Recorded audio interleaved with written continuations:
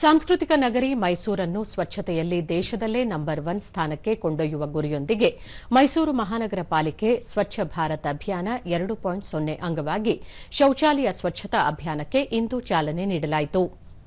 ನಗರದ ಟೌನ್ ಹಾಲ್ನಲ್ಲಿ ಏರ್ಪಡಿಸಿದ್ದ ಅಭಿಯಾನಕ್ಕೆ ಮೈಸೂರು ಮಹಾನಗರ ಪಾಲಿಕೆ ಆಯುಕ್ತ ಶೇಖ್ ತನ್ವೀರ್ ಆಸಿಫ್ ಚಾಲನೆ ನೀಡಿದರು.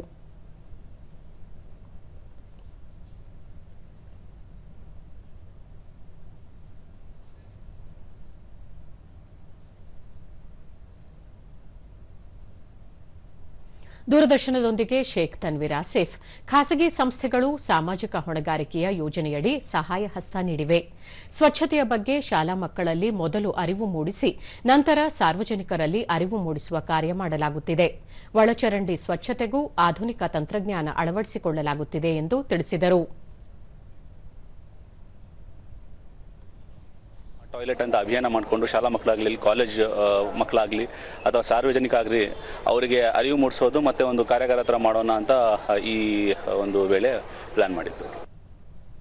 ಮೈಸೂರು ಮಹಾನಗರ ಪಾಲಿಕೆಯ ಸಹಾಯಕ ಅಭಿಯಂತರ ಧನುಷ್ ಒಳಚರಂಡಿಗಳನ್ನು ರೋಬೋಟ್ ಮೂಲಕ ಸ್ವಚ್ಛ ಮಾಡುವ ಕಾರ್ಯ ಆರಂಭಿಸಲಾಗಿದೆ.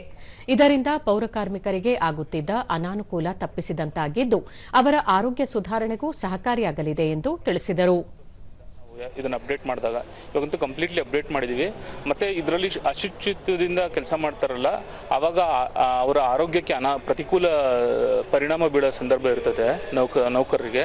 ಸೊ ಹಾಗಾಗಿ ನಾವು ಎಲ್ಲ ರೀತಿಯ ಸೇಫ್ಟಿ ಗೇರ್ಸು ಸೇಫ್ಟಿ ಎಕ್ವಿಪ್ಮೆಂಟ್ನ ಪ್ರೊಕ್ಯೂರ್ ಮಾಡಿದ್ದೀವಿ. ತಾವಿಲ್ಲಿ ನೋಡ್ತಾ ಇರ್ಬೋದು.